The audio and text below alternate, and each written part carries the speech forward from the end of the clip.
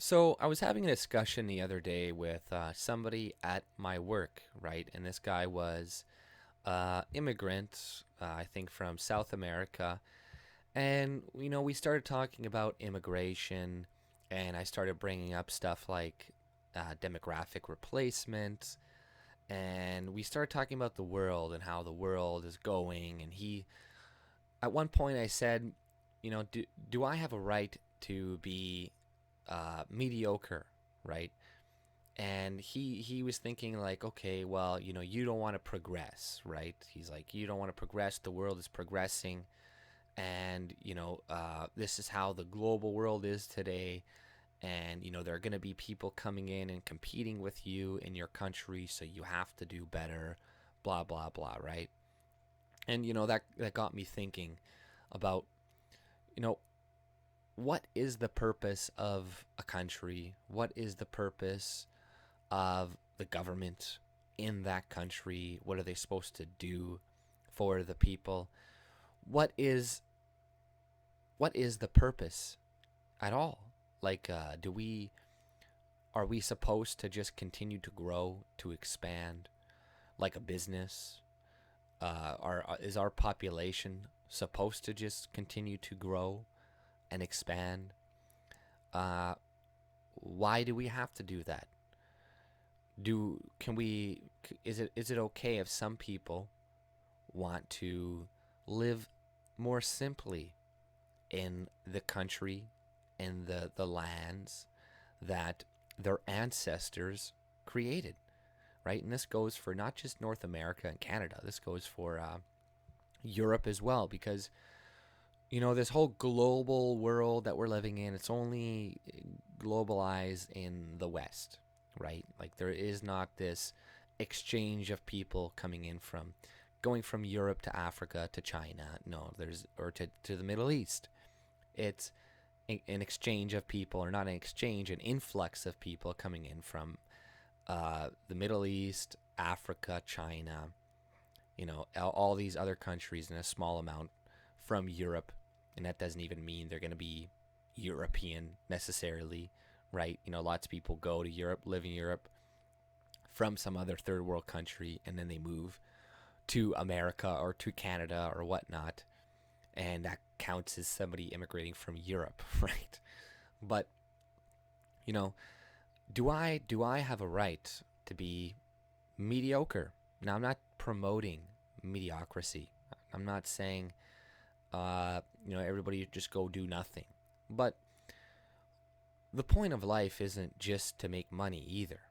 You know what I mean? Like, if that's all you're going for, if that's all you're striving for, then I think you'll never truly be fulfilled. People need to understand how to be content in the life that they are in right now.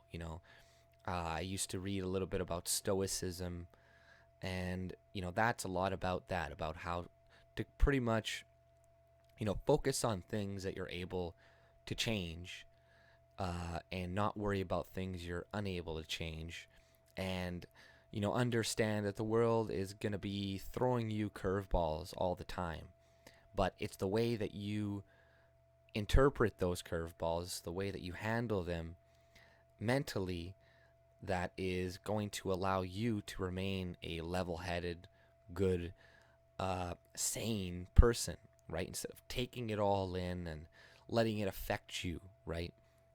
And thinking you need all of these things to satiate yourself, all these different toys that they're selling us. You need a new pair of shoes all the time. You need new pants, new this, new that. It's consumerism. A lot of it is not necessary. It's filling a hole inside of you that can never be filled with consumerism, with goods. The thing that we lack today in society is community, is family. And you look at the most depressed countries in the world, and it's North America, it's Western countries, and the amount of suicide rates, the amount of people popping pills to just handle life is astronomical.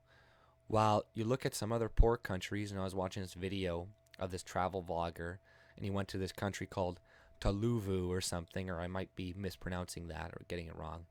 But it was like this one of the smallest, most least visited, or the most least visited country on the planet. It's like a little strip of an island. You can literally see both sides of the water when you're walking down the island.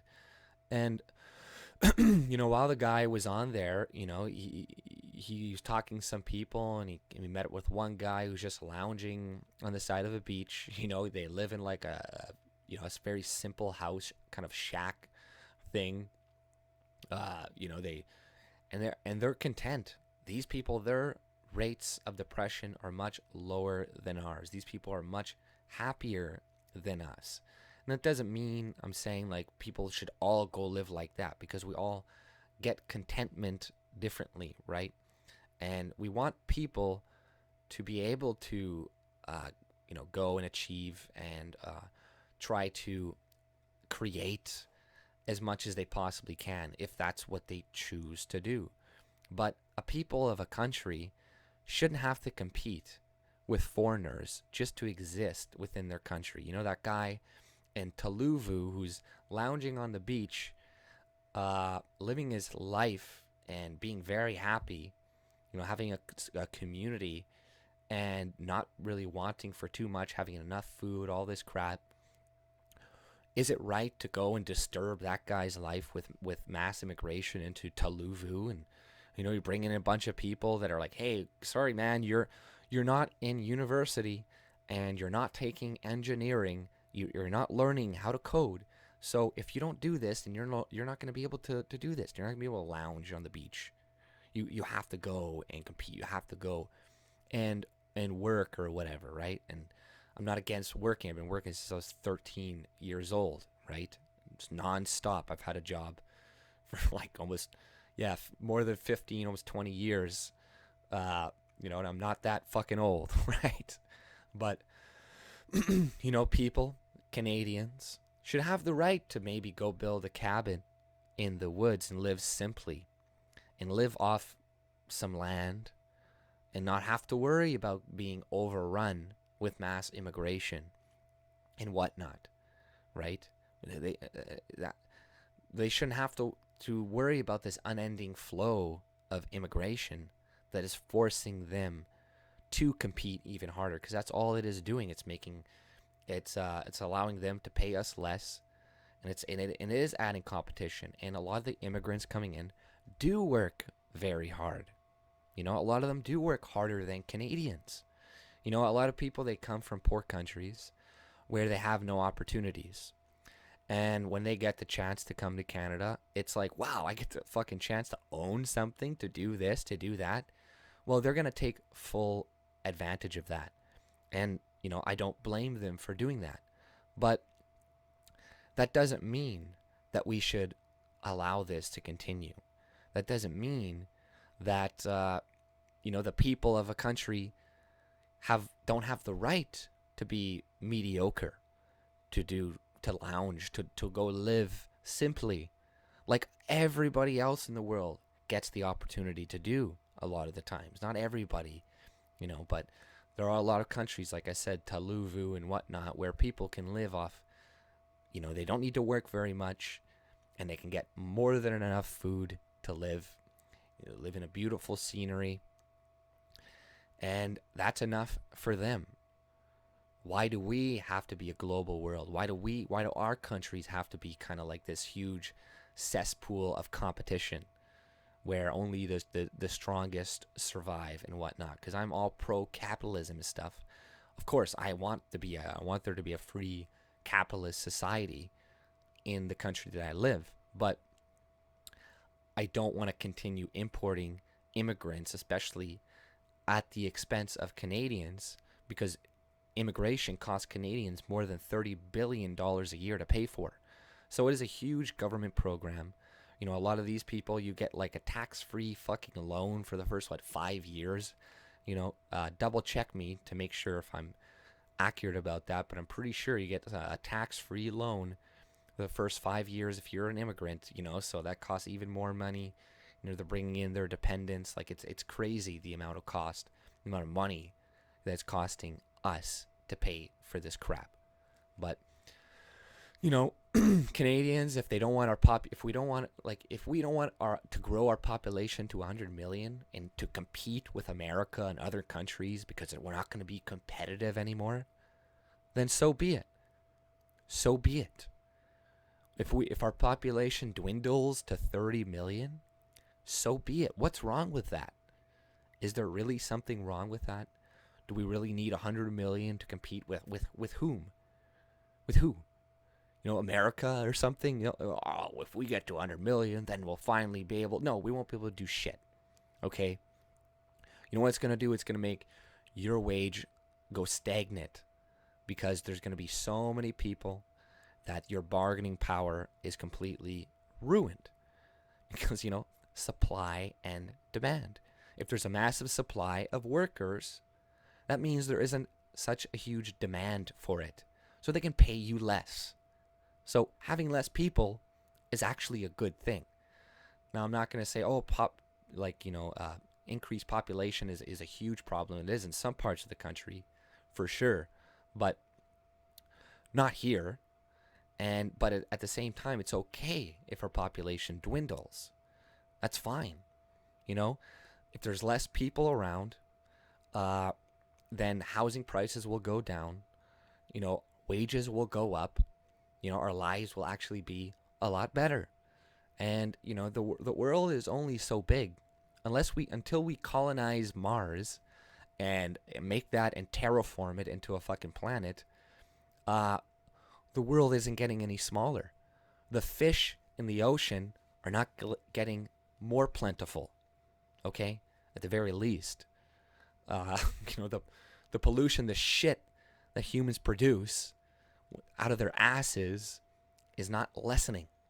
And it's going to be worse. You're going to have more sewage problems and all this shit in the future. Like, do you want to have more traffic? Do you trust the government to make the city more manageable and stuff so there isn't more traffic in the future with 100 million fucking people? Like, think about this shit, guys. Like, it's not going to be good for you or me. And they're not going to reach their goal anyways. Like, that's not going to happen, guys. It's not going to happen. We're not going to reach 100 million people by 2100. You know, like what long-term goal has the government ever set that they've been able to achieve, right? Like they can't do something 5 years in the future, right? They don't think that far down the road. Barely. They think like they think from term limit to term limit, essentially, right? They don't think that far down. So I don't know. They're just gonna use this as an excuse to try to usher in as many people as possible, low-skilled workers, etc. But you know, like I was saying initially when I was talking to that guy from work, you know, do Canadians have a right to be mediocre?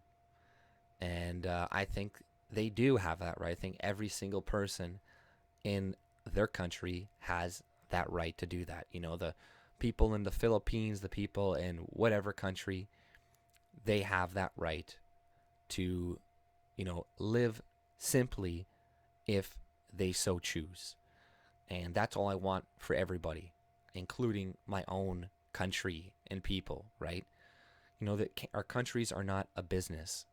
They are a country for the people of that country. You know, no time in history other than now have we thought of things like this, right? You know, back in the day, like the kings and queens of France and England and whatnot, they were never like, my serfs are not producing enough wheat and stuff for me. Let's bring in the Muslims hordes, the Ottoman Empire, and replace our people with these Muslims or with the Chinese from the East, and we'll bring them in or something, right? They never thought that. They never did that. It's only now that we're doing that because we're living with a bunch of these globalists that want to just, you know, ruin our countries, ruin our industries, you know, make us into a bunch of serfs once again. But that's all I pretty much had to say. This video is going pretty long. If you like my content, subscribe and subscribe to all the people I have below, as well as join my Discord as well. I'll put the link in the description below. I want more people to go there if you can. There's a lot of good channels there for you to check out. And that's about it, guys. Have a good day. Peace.